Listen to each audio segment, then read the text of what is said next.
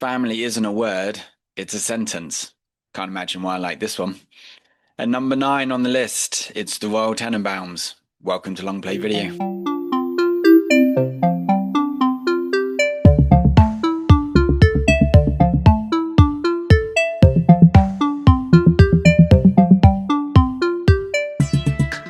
Oh, well, here we are down at the shop for number nine on my 100 Wow. favourite films of all time, episode 92. Kev, a lot of the time when I'm working in the shop, since we've been recording Yeah. the podcast, the most the thing that most people have said to me when they've come in, where is Wes Anderson on your list? We thought that Wes Anderson would be on here more. Yeah. I tell you, the amount of times that people Yeah. have come into the shop and said it are almost numerous and uncountable. Almost. It's almost. So here we have it, number nine, the Yeah. Wes Anderson, the only Wes Anderson on the list as well. Spoiler for the last eight, but I've gone Wow. for the Royal Tenenbaums as Okay. my Wes Anderson. 2001. Do you know 3 out of my top 10 films came out in 2001? That's Really? a that's a What high ratio. what was 2001 Andy doing? He was just I having a mean, whale of a just time. just living his life. That's Yeah. fresh faced, new, Yeah. freshly moved to London. Funnily enough, but 20 I mean, year old? yeah, something like that. A little bit Yeah. older. Yeah. Well, funnily enough, I didn't watch the films in 2001. They just happened to come out in 2001. So yeah, here we are. Wes Anderson. Yeah. Obviously, where everyone knows Wes Anderson. No spoilers. So talk me through your relationship with Wes Anderson. What do you think of his films? Just What do you like, think? yeah. Like, because I presume, like, I've seen all Wes Anderson films because they are in their own way. Like, I Mm. feel like there's a very close equivalent to people saying, I bet you when Wes Anderson was growing up, people were like, oh, this is such a Wes film, in the same way that people say it's such an Andy film. So I feel like we have a kinship there, Oh, that's so to be good. honest with you. Yeah. So yeah, where do you stand on it? Like, what films? Let me actually, I can pass you over a list of all the films as well, so that Yeah. you can take a look at them. Yeah, okay, let me have a look at them, yeah. I mean, I wouldn't say he's someone I would specifically think, oh yeah, I really like him, I'd go and see his films. But that being said, oh well, I know which one's my favourite film, definitely, on this list. Which you Fantastic, can Mr. probably, Fox. yes, my fantastic Mr. Fox, for sure. I It's mean, it's a brilliant. great film. It is a good film, and I guess that becomes one of the nostalgia of like when definitely when we were younger, that was one of the Yeah, books that you did read a lot when you were a kid, and so yeah, yeah. and it's a good adaptation. Grand Budapest Hotel, very good. Isle of Dogs, very good. Asteroid City, I haven't Yeah. seen yet. I did want to see that. I have seen The Life Aquatic, and I have seen The Royal Tenenbaums. I think like I can't really remember much about the Royal Tenenbaums. I feel like it's a very subtle humour, um, Mm. and I don't know if it's maybe I don't know. Didn't get it all the first Too time. subtle, too Too subtle for you. subtle, or yeah. Whereas obviously, when a fox has just had his tail ripped off, you know where you're going. So. Uh, So yeah, look, not. I have seen a lot of his films actually. It's a lot, I mean, good amount on this list, and sort of some are okay and some I've really liked. So yeah, I'd say Mm. probably pretty happy to watch this again. Give it a go. What was Rushmore as Yeah. well? I recognise that, but I don't think I've seen it. Yeah, so that was sort of his. I mean, it's his second film, but it's kind of the breakout film. It's got Bill Yeah, Murray in, and yeah, like, okay, yeah, that was the first time that he was sort of given money. I mean, I think it's interesting if you look at sort of the box office to budget ratio. Like, most of his films, mm. they make money. They, some make quite a lot, and some Yeah, just kind of, yeah, make a little bit. But again, and we kind of talked about it a bit with Edgar Wright, but obviously Wes Anderson hasn't made a non-Wes Anderson movie. Like, he's stuck to his yes, guns, yeah, and he's only ever had one over 100 million. They don't make a lot of money, but they are very artistic, right? And he is mm. sort of true to himself in that way.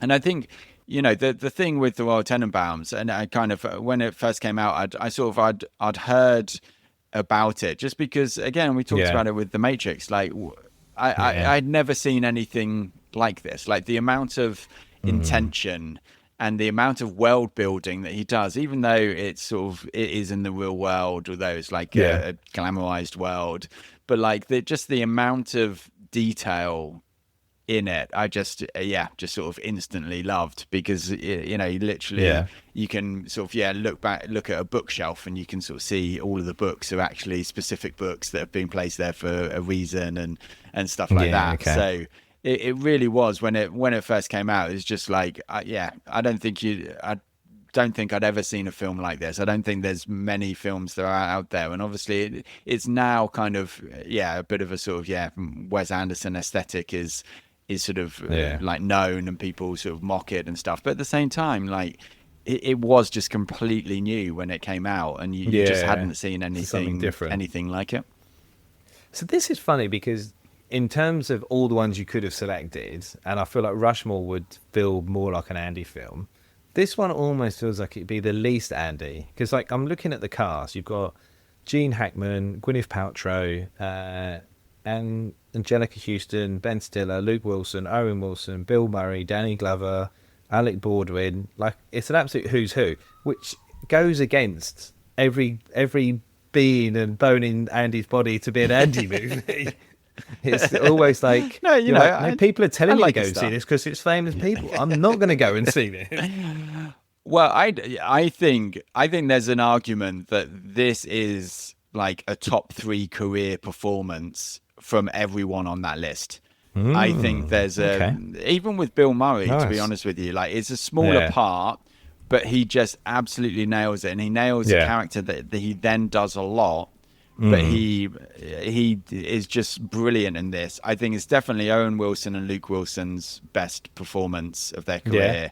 I think it's the old school. Yeah, better than Behind Enemy Wow. Lines, which actually was the same year as this for Owen Wilson.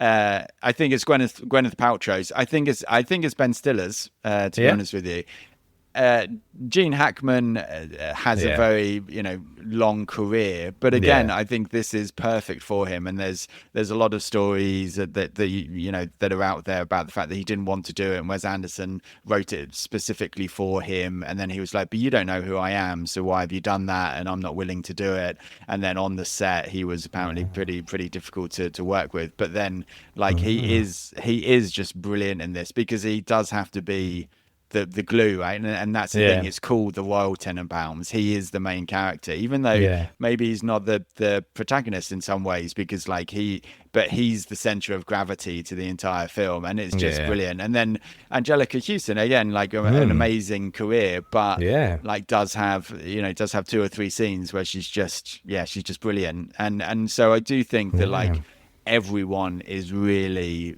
just working at a 10. When we said there's been a few films where you just like everyone in this cast is just doing their best work, and I do think that that's definitely the case.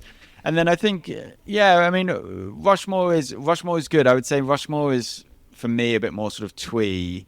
I think Grand Budapest Hotel is almost like argues too mainstream for you.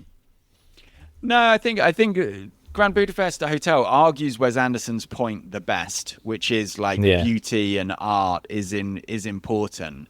Yeah. But for me, this is really where his visual and his look really combines with an emotional punch. And I think that's the thing with this, the story. I think this is probably the best story that he wrote. Yeah, because it all interweaves and it all kind of works together, and there are like 6 or 7 different stories going on, but they all really work back into the central story, which is a dad basically sort of messes up his family and has a big impact, and they're still trying to unpick it 20 years afterwards when they're all grown up. And then on the comedy side, with with what you say about the subtle humor, I find this film hilarious. Like there were so many times in this that I would laugh out loud. Even I'm sure watching it this time, like some of the lines because you go on the journey with the characters, where at the beginning they're so clueless that you're definitely laughing at them. Yeah. And then as you sort of spend time with them, in the same way that Royal spends time with his family, and then is like, oh, actually, I quite like spending time with my family. Like you do, just for me, you then like them, and then you're kind of, you are bought into them, and then there's ridiculous things that still happen, and there's sort of some great slapstick even and stuff like that. But there's just so many funny bits in it that then you're invested in the characters because you've kind of been with them on the journey, and to create that empathy, I think is the sort of the skill of the movie. And so do you think that's then like why it's so high on your list? Is it's everything coming together? It's the fact that you've got this sort of the way that Wes Anderson looks at films, like you said, like the art and the beauty, and then you've got, he's selected an array of different types of, like, you know, all pretty famous characters, really famous actors, and he's just got the best out of them. And you think that's why this is like so high on your list, because you just got, it's almost like everything's perfectly worked together. Yeah, and I think the world building as well. Like I love a film that then, you know, even back in the day, you'd want to, like, you know, research as much as you could, even without the internet. Obviously, kind of by now you've kind of got the internet, but that's the thing. Like I always wanted that world building, and to like really feel like I was, you know, okay, well, you know, what's the next, or, you know, sequel or whatever. And that's the thing. This is so rich that, funnily enough, a year after it came out, I bought the Criterion collection version of it from the US. Wow. And then had to like figure out how to play it, but it had a booklet, and it has like a map of the house, and it has like all of this detail. And that's the thing, like this film is so intentional that like everything has been considered, and everything has been built almost for it, that you're just in this world that you know, you almost now, and I think it will be interesting, because I think there are references that, you know, I keep getting references that I haven't got before, because there's a lot of reference material, and you know, as you grow up and you sort of, you know, funnily enough, like a lot of the writing about this is that it's very like New Yorker-ish. And obviously, like when I first watched this, and like in my 20s, I had no idea what the New Yorker was, and it was only kind of, you know, in my 30s I've started reading it and sort of seeing articles from it, and kind of know the style that they're referencing there, whereas before, like, literally wouldn't have had any idea about that. So that's super interesting. So I just think it just all comes together, and I think for me it does, like, it is funny, but I think no spoilers, but I think one of the films that I would think that it's very similar to on the list is The Apartment, because it just has that blend of tragedy and comedy, where there are just some really funny bits, but obviously there is also, you know, I guess nowadays you have to say trigger warnings and stuff like that, but like there is a scene that is, you know, that is very tragic, and you know how you kind of do that, but like there's still like there's comedy around the edges of that, and I think that again, that blend of comedy and tragedy, like he gets that in here, and I don't even think he doesn't almost try that in his other films. I don't think there's any tragedy on the same level as there is in this film, because this film does seem a bit truer. I think like he almost, in his other films, he's spun out into his own universe now, and so then like everything's, you know, it just doesn't feel like there's consequences, whereas in this film, like, everyone makes choices and then has to deal with the consequences, and I think that's great. So do you think then, watching this, so I'm just trying to think, like, me watching this back again now, do I need to pay more attention to the world building? I'm trying to think, do I just do a Rob and just watch it and don't take any notes? Like, maybe I'd do that. I mean, this is a film that I think you can just watch, like, so many times.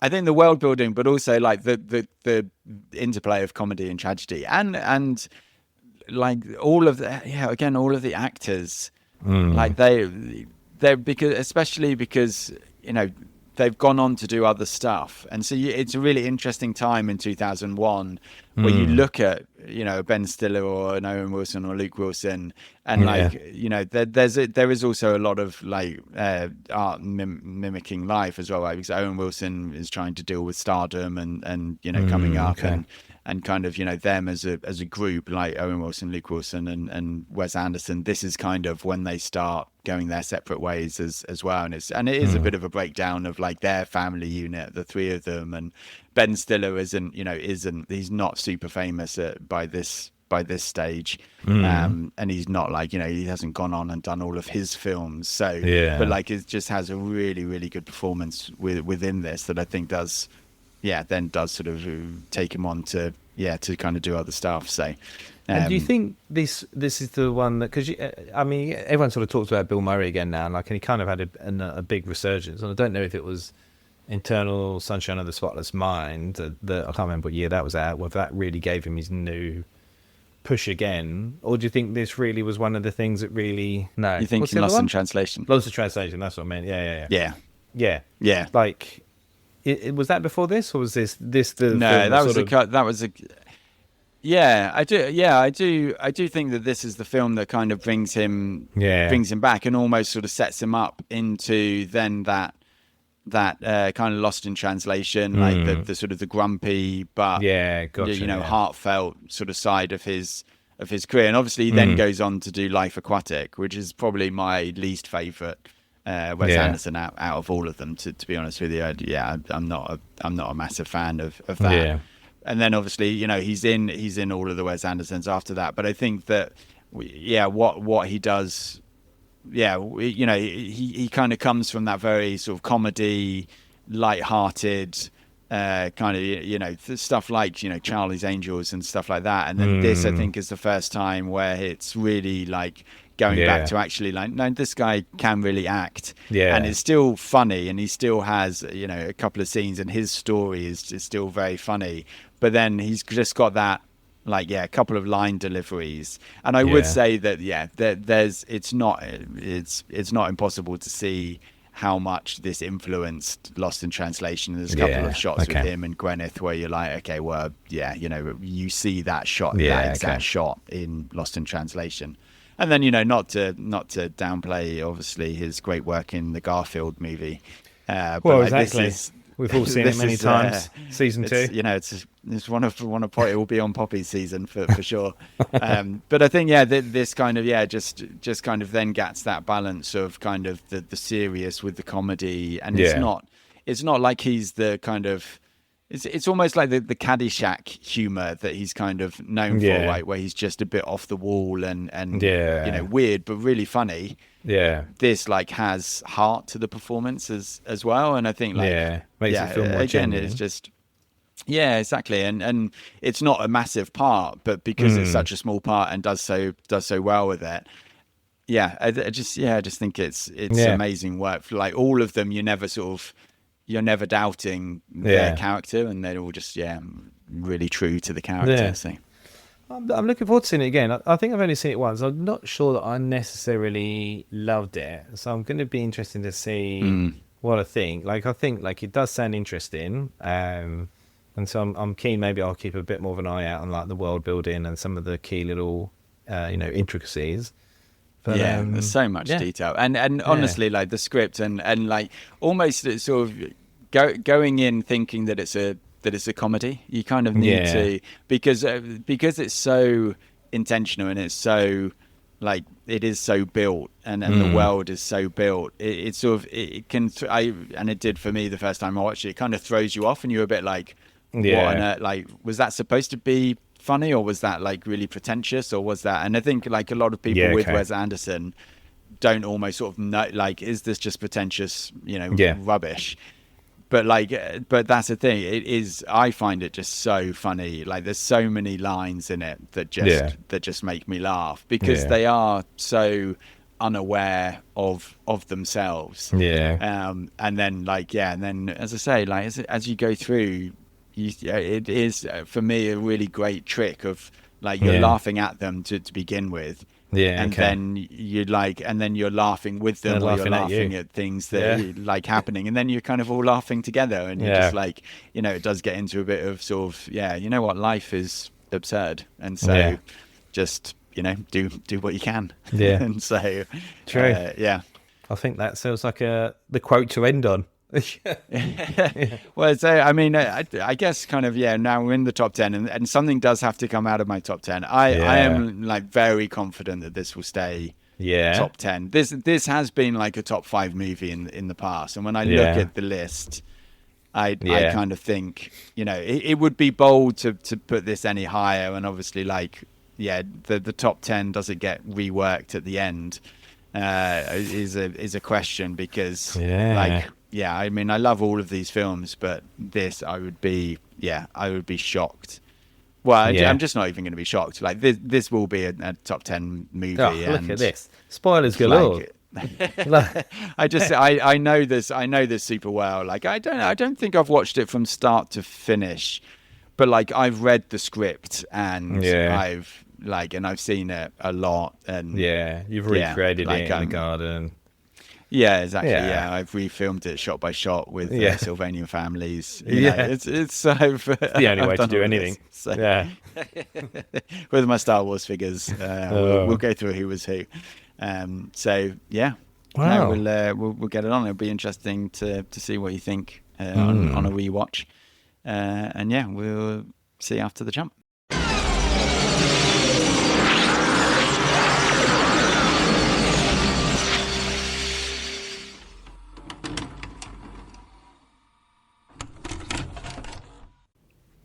Meh. I think is Yeah, just a bit meh. I think yeah. they're This going is. I mean, this isn't a Kev movie. I think It's that's, not, no. And I think, we talked about it and it sounded, I was looking forward to watching it. So that was for sure. And, yeah, like, it wasn't awful. I think the acting's very good. Just didn't, I don't know if it was like just the story or just the plot, but yeah, it just didn't really do it for me. I mean, didn't I was, capture. yeah, it just didn't get me. I was like, yeah, I wasn't that I was bored watching it, but I just was like, yeah, I just don't really, don't know, maybe it just sort of meanders a bit for me. But I thought Gwyneth, this is definitely the best movie I think I've seen her in. She's very, Yeah. very good. Yeah, she's and awesome. Hackman's obviously always good. Yeah. Yeah, I mean, everyone was pretty good, right? I mean, even like Owen Wilson, who's generally plays exactly the same character in all of his movies, he was a little bit different, so that was good. But, yeah, just a bit for me. What about you? So you guaranteed a top 10 place. Was it? Yeah. You still enjoyed it? Yeah, no, I still really like it. Like Yeah. I think it's sort of the view of like what's happening. I like and Wes Anderson films in particular, and I think this in particular of Wes Anderson films isn't going to be for everyone, and I get that. So it's kind of fine. What I think why I like it so much is the plot, there almost isn't an overall plot, because it's just like family life.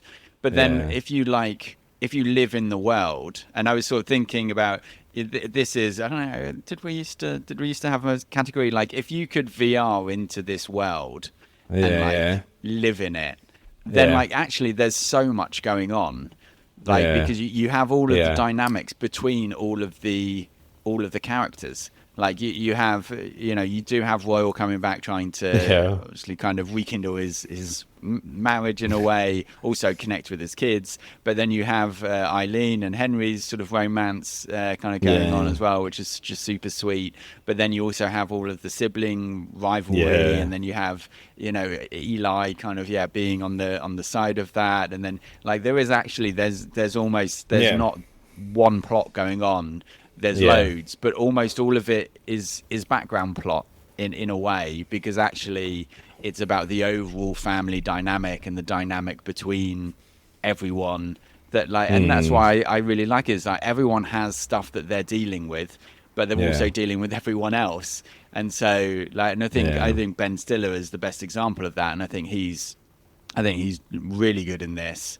And I think like, because you do have that just sense like, yeah, you know, he's not recovered from his wife's death, and he is Yeah. depressed, but he's trying to hide it, and sort of that's all going on at the same time as like everything else is going on Yeah. as well. Well, And I and think he's like you yeah. know, yeah, you've got the dynamic between everyone, but actually you could almost re-edit the film and just have one character, like the one character as the main Yeah. character, and actually it would work almost just as well. So like it's a proper ensemble, right? That you kind of like, you know, and who is the main character and what is the main story arc, and actually, okay, it's called Royal Tenenbaums, but there's just as much about Yeah. like Margot and Richie, and there's just as much about, you know, like Yeah. the other people, kind of in it. And then yeah, I think the script again for me, like basically all of my notes are just like, yeah, like like one-liners and like Yeah. dialogue. I think there's just so many good lines in it. Yeah, I think you're right. It definitely doesn't feel like it's Gene Hackman's like Royal Tenenbaums film. It definitely doesn't feel like that at all. Like it is like everyone and everyone's involved all over the place, all at one time, and all in different times. Yeah, I guess it's just I don't know. It just didn't quite do it for me. I can't quite put my finger on it. But it was funny because I did really appreciate that the acting was very good. But yeah, Yeah. just couldn't get the rest of it together. But Family dramas, not a genre that's gonna feature much in season 2. well, I mean, obviously there's the Fast and the Furious, where there's a lot of family in that. It's all about family, I've heard. So Yeah. Yeah, no, I mean, yeah, I don't know. And I think, like you said, when you think about his other films, he's definitely that similar style. And I think, yeah, obviously, I think I would definitely pick a different one than this one. But I guess that's That's what's good. interesting. Like, it's the same, similar style, but then he can make such different films. So that's you know, quite cool in that you can, you know, make your way to lots of different people in lots of different ways. You know, like this might be your favorite film of his, whereas I might like something else, which is very sort of similar but still different. Like, I mean, even if you think about, say, like Fantastic Mr. Fox, which is still, it is a fairly dynamic film, really, isn't it? It's about him and his Yeah, kids yeah, yeah. and the community. So same concept, but very different. And so yeah, I guess it's clever that I think you said in part one that he'd stayed sort of in his lane, like he does Yeah. the films that he does. But I guess he has tweaked them and changed them in ways that has expanded maybe the appeal to different sides in different ways. So Yeah. that's pretty good. And I Yeah. think, yeah, for me, this is just one that didn't quite trickle over for me, really. Yeah, well, and I think like yeah, that family dynamic and you know, your family dynamic, both with your family but also with kind of your adopted family, and like the relationships that you form that are Yeah. more than more than family or more than friendship, but are like family. I think that's the through line to all of his films, right? You know, Yeah. all the way through to Grand Budapest, where you know the father Yeah. figure is there, and Yeah. kind of the interaction of all the different characters. Obviously, Darjeeling Limited Yeah. straight after this is just brothers. Oh, it is. Which a friend of mine, like, he's quite into his movies, and he's just like, I just didn't like Darjeeling Limited at all. I mean, how many times can you talk about a belt? Yeah, I just again, there's just so many, like each character has their moment, and like yeah, it's all really funny with Royal kind of being the main character. Like he isn't a good person, and No. you know, I think At that's any point. it's quite jarring for a lot of people, I think, with the kind of him being racist, but I think it's actually needed, because you're like, no, you need to remind people that you shouldn't be rooting for Royal. Like he's been like bad all the way through, and Yeah, like, for his you know, whole he life. takes one kid out, doesn't take the other kids. I mean, like how bad a father do you need to be to just be like, okay, I'm gonna take one of you out. Yeah, and then the fact when they're playing airsoft and he's like, "Well, we've set up teams," and then he just shoots Yeah, Ben Stiller, exactly. who's on his team, and he's got a There are permanent no reminder in his knuckle for the rest of his life. They didn't even bother to get it out; just left it in there. Yeah, It's and I mean, it's so, ridiculous. even with the grandkids, I think it's just so funny. Like, yeah, Yeah. he just like takes them out, and then he's like almost getting them run over and stuff like that. And Even when a he bad says influence. he like says to him, "Oh, he wants to go to Little Tokyo and buy some fireworks," and you're just like, that's just a really awful idea. And he's so selfish. Even when he Yeah. first meets the grandkids, I love the fact that he's like, "Oh yeah, I'm not invited round much," and then he's like, Yeah. "Oh, what do you think about that?" And you're Yeah. just like, "Why are you asking kids?" He's like, don't answer that. And Yeah. yeah, it's so funny to He's like self-obsessed, again isn't he? because you're sort of you're laughing at just how bad he is, but then Yeah. he goes on that journey, right, and kind of finds the redemption in the end. Yeah, gets a Um, bit better, yeah. But he's still like, like you said, he's still such a terrible person. yeah. Yeah. Yeah. Well, I think that's so funny. Like when he gets kicked out after they find that he's not dying, and he's God, saying to yeah. Richie like this closeness to death has been really profound, and he's like, but you weren't dying, and he's just like, yeah, but I'm gonna live. And it's just it's so funny. He doesn't understand that he had lied about everything, Yeah. and then He just- actually that is how he like turns around everything, right? And that is why he then Yeah. he feels positive, and Yeah. so and then Yeah. obviously he was dying. Like that's the weird thing with the timing and stuff. At then the end of the movie, he was 'cause he has a actually heart attack, dying, right? Yeah. So he sort of did, so he did know, and it wasn't like, the lie almost meant that he did get the time, but then it turned out not to be a lie, and I think that's What did you something think saying about something. the bird? The bird was weird coming back into it. I was like, why have they randomly brought the bird back? Like that was just a very peculiar thing. Yeah, I think. I think maybe for me, it's like setting something free, and does it come back? Recapturing it. Yeah, exactly. Yeah. I mean, I presume indecent proposals on your list in season 2. I mean, so I think no the line spoilers. is, if you set something free, if it doesn't come back to you, then you never owned it in the first place, or something like that. So Yeah. I think it's just sort of supposed to be, because he's sort of. There's quite a few times where you sort of hear a bird in the background and you sort of see Luke Wilson looking up and stuff. So I do think it is just supposed to be, again, like, adopted family, like you can't, you can set it's got something the bird. free, but they'll come back, because we all sort of end up coming back to, the people and the places and the things that, where we've been raised. So. And there was like I mean, I guess you just move on with these things, but the fact that he tried to commit suicide, and then when they're all talking to him when he's waiting in the bus and when he talks to Gwyneth afterwards, he's like, "How did you get out?" It's like, "I checked myself out." It's like you would never be able to try and commit suicide and then go, "Oh no, actually, I'm fine." 24 I'm fine. hours later, Yep, yeah. I'm just gonna check myself out.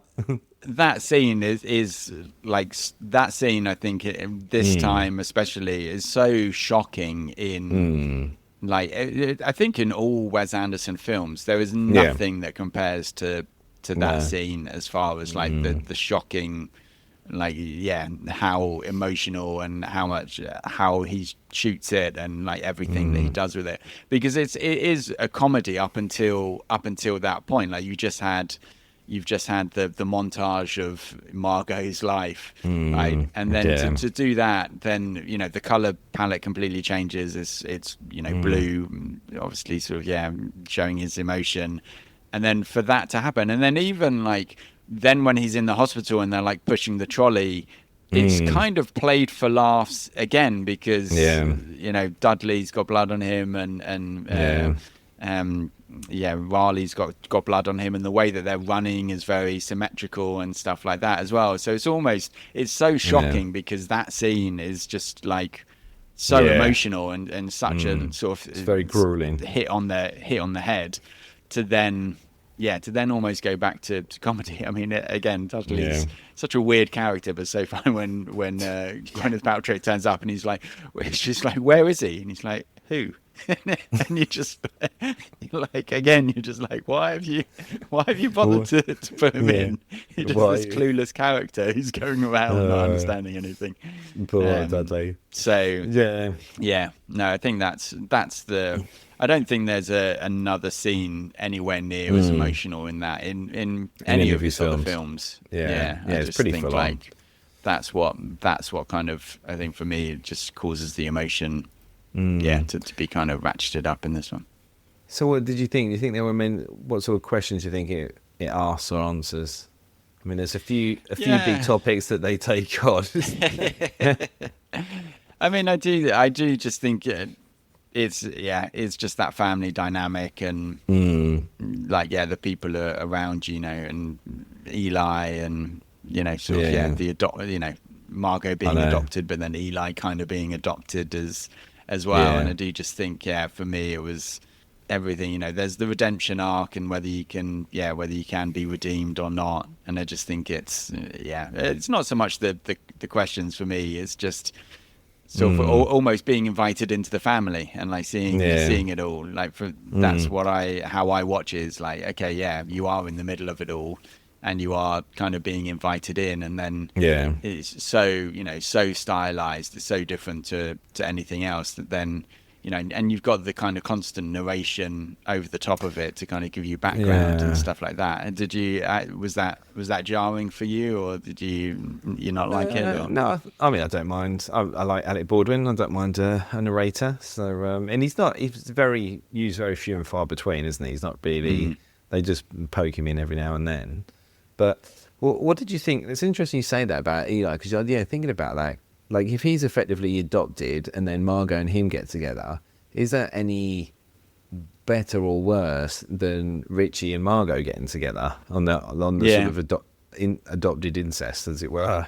So that's an interesting one. And I think that's because they kind of Margot kind of says, well, we just sit around talking about you, and it's quite clear that he's the Richie substitute for Margot, right? And that's that's why you do it. So I think that's when Eli's just kind of used by everyone. Like he's not.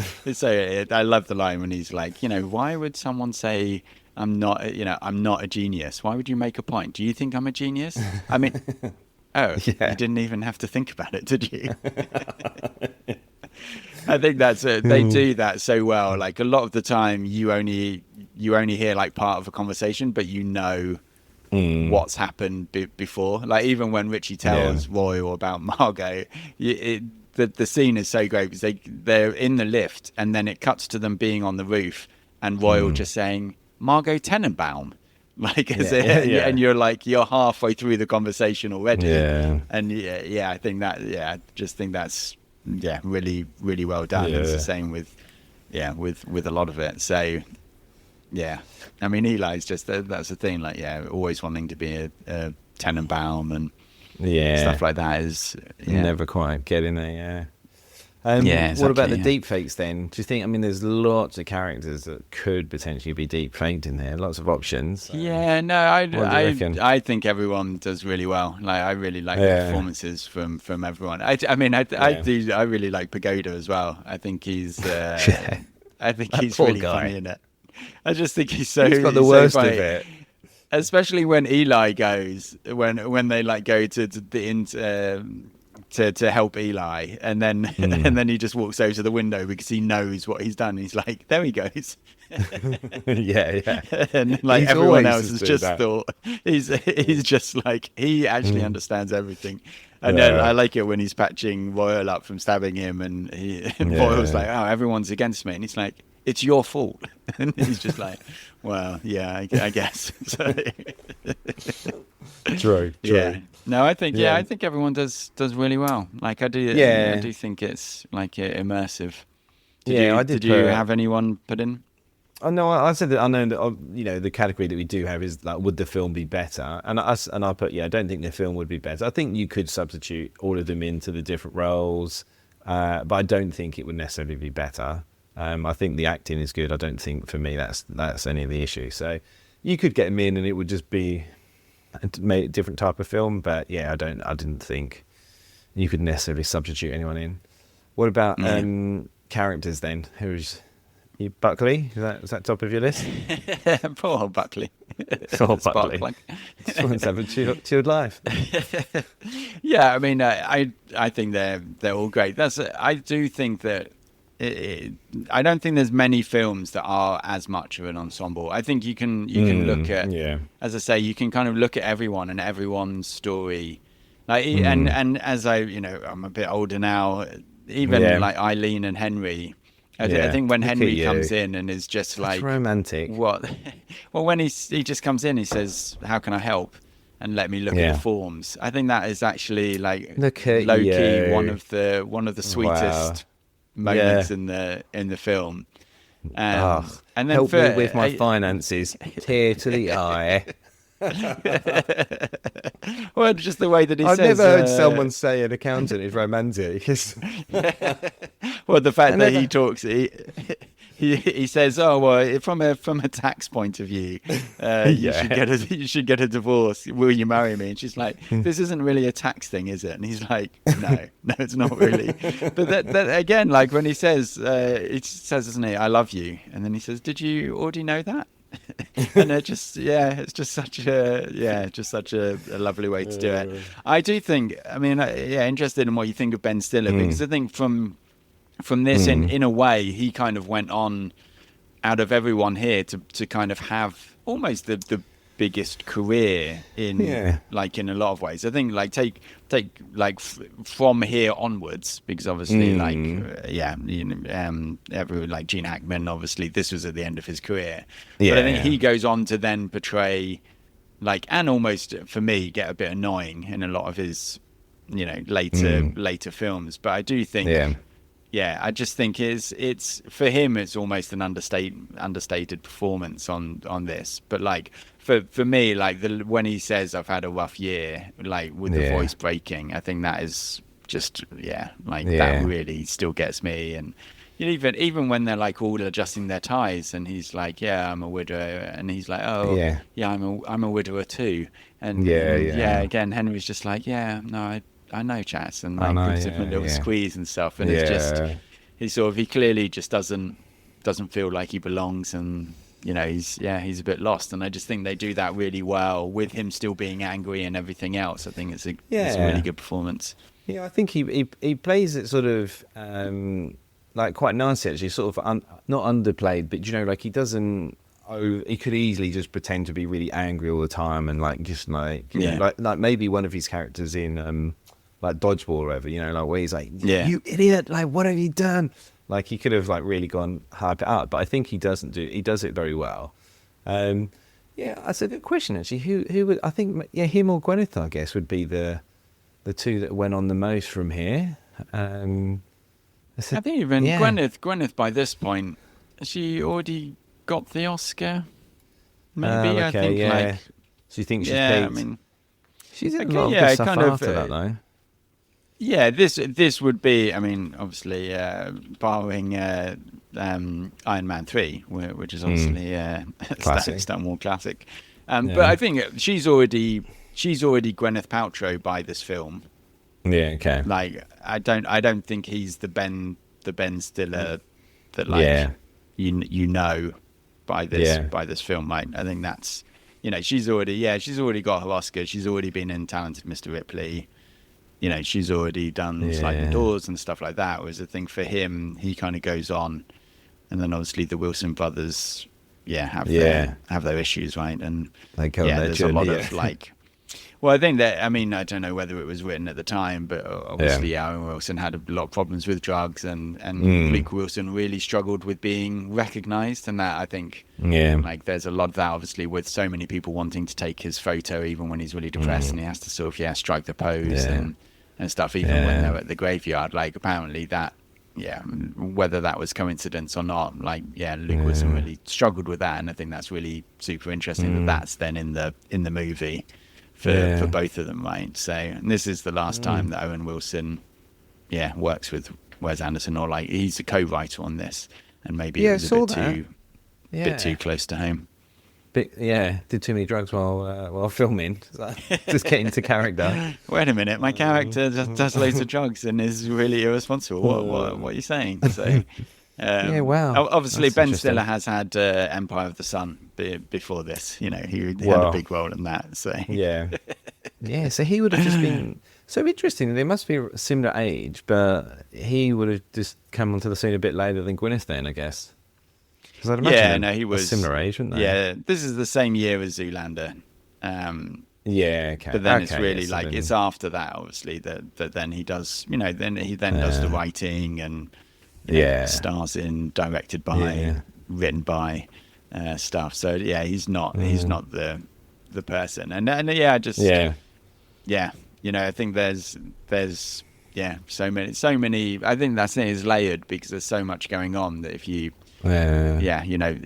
which makes it a bit I guess not an for interesting everyone. time, as you said, for these sort of films before as well. If you get a good ensemble at the right sort of time, everyone can cook at the right sort of temperature, and it works really well.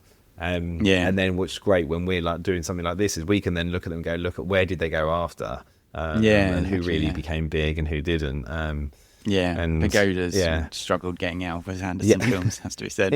It's not quite made it, Poor but Pagoda. I feel like we have had guests in the past who have dissed me on the fact that there's no ensembles in my list. There's a top 10 ensemble cast, and I do like. I don't think there's. Don't know who that could have been, Rob, but other family members. But that's the thing. I don't think there's many. Just films like you said, that brothers are terrible, right? Look at you goading him when he's not even here. He'll be listening. He'll be listening in. It's not like we can. It's not like Carla. We will never listen. That's the thing. Like, I don't think there's many films that are as much of an ensemble as this, like that. You know, and you look at like even the Oceans and stuff, and there's. I don't think they get as many different storylines. Not everyone doesn't have a storyline. It is basically like Clooney and Pitt, leading, and then everyone else following. And so I do think that's amazing, and also something that maybe Wes Anderson's struggled with a bit more in his other films, where I think I get invested with all the characters in this film, and I don't do that. Like French Dispatch is probably the other one where there's lots of different storylines going on that are supposed to be overlapping, but again, for me, I just don't really care as much about like everyone as I do in this film. And I think that's to be able to do that and layer in so many stories over the top of each other, to then also have like the whole kind of family, father, how much has your dad impacted you into your later lives. I think that's where it's super super clever. So you don't think the same dynamic in Fantastic Mr. Fox? Didn't enjoy all of their characters? I mean, I do, but it's Mr. Fox is the main character. I don't think he is the Fox.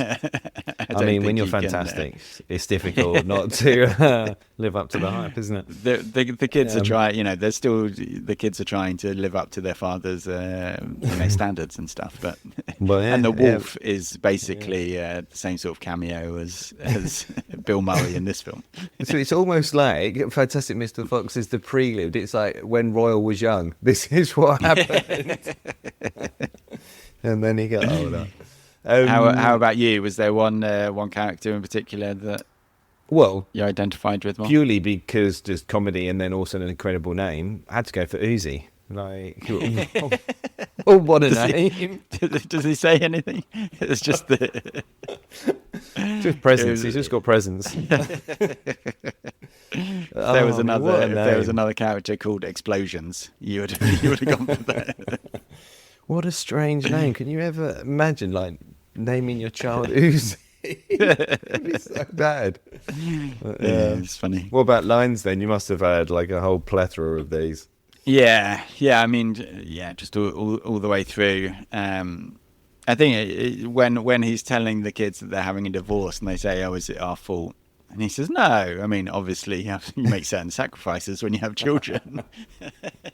I think that sort of sums him up quite well. Yeah. I love his feedback at the play, and he says, "Well, the characters just didn't seem believable to me." And he said, "Well, do you not think that they were? Do you not think that they were like well drawn?" He said, "Well, what characters? They're just a bunch of kids dressed up as animals." And then like she gets up to leave, and he's like, "Well, sweetie, that's just one man's opinion." And like he's just like your dad's a critic. Yeah. Your adopted dad, as he tells everyone. Yeah, exactly. Yeah. And then I think it's interesting when he's talking to the kids and he says, "How's your dad?" And they say, "Fine." And he says, "Oh, you think so?" And again, like he just has, like he just Yeah. talks to him, and he He says, can't "How help many times himself. you working out?" And the kids Yeah. say 16 times a week. Which is just such a great throwaway line. Yeah, you're just trying to work out. You're like what? So it's 3 times on a couple of days. I mean, it's just. Amazing. I think it's when Margot's talking to the kids and they say about her Yeah. finger, "Did you try and sew it back on?" And she says it wasn't worth it. I think that's Just huge. huge. That's a funny one. Just And then with Eli and Richie, when he says, "Did you tell Margot about the letter I wrote you?" And she says, "Why? Did she tell you?" And he says, "Yeah." And he says, "Oh, why would she say that?" And he says, "Well, I would ask you the same question." He says, "Rightly so." And then that's it. There's no there's no resolution to it. It's just like, no, you should ask me a question. You used to be a genius is a great thing to throw at one of your kids. That's a classic line. I love it when he's talking to Eileen. She's saying that she thinks that she's messed up, and he says, "No, I'm the one who failed, or at least it's no one's fault." Oh, and then I think when he's in the lift and he says, "Well, I wanted to prove that I can pay my dues," and then he just finishes, and I just hope somebody notices. And that's the thing. You're like, there's not paying your dues. It's still you're trying to do it. So. And that's why he's the guy. He's operating the lift, isn't it? So that's still right at the end. He just can't quite help himself. It's his natural demeanor is that he's just a terrible person and he can't help it. Yeah. Well, as he says to Henry at the wedding, "I've always been an arsehole. It's kind of my thing." Which I hope that's not your line for the podcast. But did you have one for the pod? I did have one for the pod, and this was based on very much so this being what I would call more of an Andy film, and then those Andy films being built up over time. So my quote was, "He's been lying to us for the past 20 years. And it's all coming back to haunt me now." Since 2001, where all of my top 10 movies are from. It's all been coming. What about you? I had It's Still Frowned Upon, but then what isn't these days? So, it seems very apt. Nice. So, some interesting 3-star reviews. This entire review was just very puzzling. I do need to view this a lot more to give it a fairer rating, but obviously you've already rated it. The main reason for buying it is because Gene Hackman is in it and plays the main part. If you enjoy American channels on TV and are surprised if you come across an intelligent written and acted one, then you will think that you've died and gone to Devon when you see this. I know I will like the Royal Tenenbaums. I just need to get into it some more.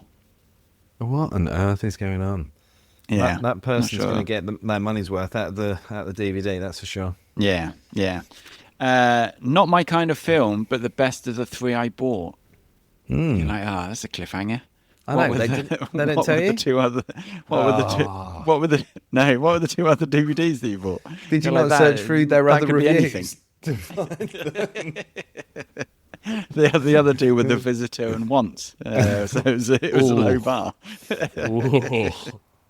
That is a low bar. And someone said, "I'm so happy to have my favourite movie back in my possession. However, when I watched it for the first time, it did skip quite a bit." So it's their favourite film, and they've still given it 3 stars. And why did they know? They're like, "I'm so happy to have my favourite movie back in my possession." What happened? What happened to the other DVD? Where's the stolen? story? Did you lose it? Yeah. If you lost it, is it really your favourite one? And then someone 3 stars. Like, it's bonkers. This is one of those reviews that's harder to write because I don't hate the movie, nor do I love it. Well, it's not hard to write. It's a 3-star. It's a 3-star review. It's a 3-star review. You don't even have to add in anything else. So, a lot of good ones. A lot of 5-star reviews, a lot of 1-star reviews as well. I do think it's not that it's Marmite, but it's Yeah, like I said, I didn't not enjoy watching it. I didn't enjoy. How many double negatives? I feel like it's funny when I think about some of the films that we've watched. There's some that I'd be like, yeah, definitely don't want to watch that again. Whereas this, I'd be like, yeah, I could watch it again. I could happily watch this again, like tomorrow. But it just, I don't know, it just didn't, Didn't quite catch you. connect with me. Yeah. Yeah. But Yeah. it's not, I don't, and I think maybe that's what's so good about it, is that it is different, and that, you need people like this that create different, styles and different Yeah. structures and different films, and it opens up debates, and it means different people like different films. I think it's good to have that. Yeah. I mean, we've spoken for other films, like if you're, this is on the syllabus of all film courses, and anyone learning to make a film will watch this film, because actually, like the blocking and like the framing, and you can notice that like Margot is often at the back of a scene and almost like to one side, like having that alienation of her being adopted and stuff. Like she, a lot of time, like in the hospital with Richie, she's kind of in the corner when they're talking, when they're kind of all at the door. When Royal first arrives, she's in the back. Like the color palettes on all of the scenes. I mean, obviously the suicide is sort of the main one with blue, but like the orange and browns kind of in the rest of it. And like the how the camera moves and kind of sort of pans up and down, like there's tons to it that actually sort of watching it time and time again. I think even this time, like you just do you pick up like lots of other things. So it definitely is rewatchable. Yeah, no, for sure. So what did you have as the double feature? Well, I thought after you've got like sort of a masterclass of acting, and you've got lots of different intricate like detailed family scenes, it's sort of like dark or black humor, I thought you kind of need a family movie where it's the exact opposite, and so I went for Clueless. I thought, nice. Well, it's just a nice bit of ditzy family and not needing to worry about anything, so but still a really good script. And that would work. So I think that's a good one. I went for Rushmore. Funnily enough, I think it's like really interesting to sort of see that progression from Rushmore into this. Would you do Rushmore to this, or would you go? Yeah, I would do Rushmore into this, and I think because Rushmore it's still stylized, but it's under stylized. I think if you were to do like Grand Budapest Hotel or Darjeeling or Moonrise Kingdom or anything like that, then I think like the over stylization would get to you a bit, and you just be like, okay, well this is too similar. But with Rushmore, there's hints of it, but it's still underperformed, and I think like there are definitely sort of through lines between them, but I think it's really interesting to kind of see that progression. Okay. Yeah. Interesting. Yeah. So the Algo. I mean, not many films like this. No, and I didn't really want to bring too many more Wes Andersons in, so I put in the Grand Budapest Hotel. We'll get to that. The fact that I said no Wes Anderson in the because prompt. The whole point is really that obviously that's the easiest way to pick, right? But so I did pick Grand Budapest Hotel, Little Miss Sunshine, and Eternal Sunshine of the Spotless Mind.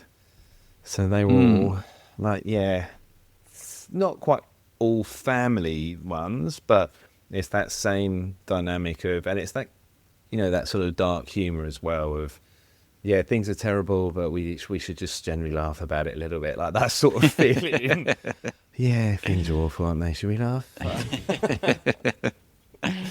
Funnily enough, so it went for Little Miss Sunshine as well. It also had Harold and Maude, which don't know what that is. It's like a very black comedy. It's a bit weird. And The Squid and the Whale, and then so then I prompted it no Wes Anderson, and then it said Rushmore. Just kidding. I promise no Wes Anderson. Instead, the Darjeeling Limited. Wait, still Wes. Fine.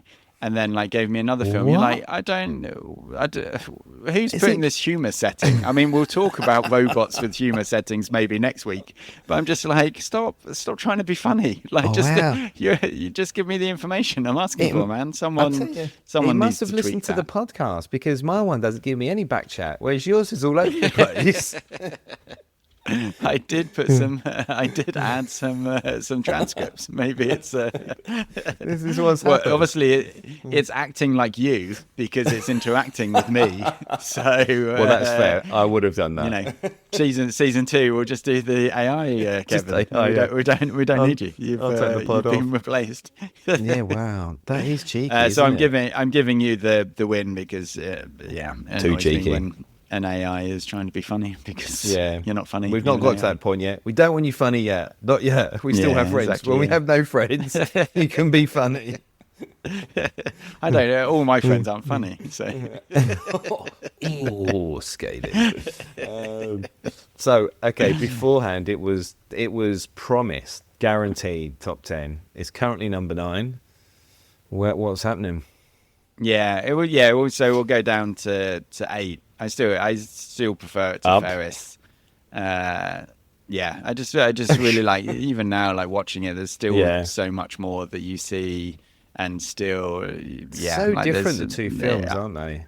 If you think about it. Yeah, no, Like, they one are, but that's the thing. flashes Like, I think by. with this, yeah. But with this isn't a long film though. This is No, but it's just like you said. There's always something going on, right? Like every scene, Yeah. something's happening. You can't take your eyes off it. Whereas with Yeah, Ferris, you know, it just all just pulls together and then it's gone. It's kind of like it's over just before it's leaves it. begun. I mean, both under 2 hours. But yeah, no, I just I know that I will continue to watch this. Like, Yeah, I will nice. just rewatch this like every few years. It's almost, I think, because it's not something that you particularly think, oh, you know, let's put it on, but it's just like, oh, I haven't watched that in a while. Like, let's Yeah. watch it, and then you're going to notice new things, and Yeah. I think for me, like the precision and the intention in in how they've made it as well is just really cool. It's just like the same for The Beekeeper with me. It's very, very similar. Yeah, you know, exactly. you You just get you something watch new it. every time you watch it. Yeah. Did Tiff watch it with you? No, she didn't. No, Does she like didn't, him? this time? Yeah, she likes Wes Anderson. When do you she'll think go you'd and watch it with Poppy? What age do you think you should Yeah, be? I think the suicide scene is it's the a bit full one on. that is too full on. But like she has a burgeoning interest in like making films and like sort of understanding how to make a film. We're making one at the moment just for posterity's sake with her Sylvanians, and we're like talking about different camera shots and like having dialogue that is sort of shot from behind one of the Sylvanians on the other Sylvanian, and Nice. she's sort of starting to just be interested in, okay, well, how do you That's frame cool. a shot and stuff like that. So funnily enough, I showed her like a clip at the beginning of just the house, sort of saying like, well, they've created all of that, and they've created all the props, and they've done everything, and I think probably Fantastic Mr. Fox before this one.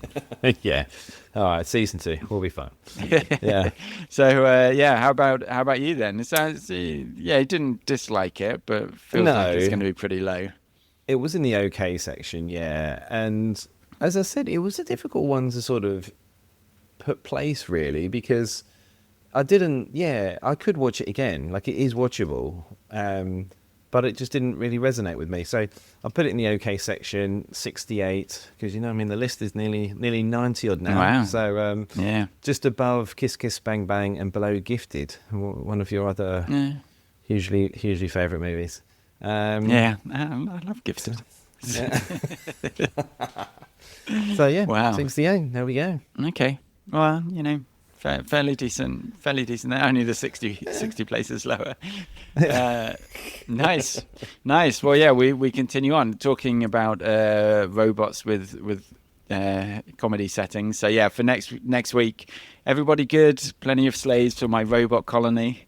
We'll go on. Nice. It'll be interesting. I would say the 3 films in a row are all very different, but that's what a good list should have, right? Some variants. So Off we go. Look forward to that. Well, thanks to Tom Miller for the theme song as ever. I think we're just going to go out and get some ice cream and enjoy the outside.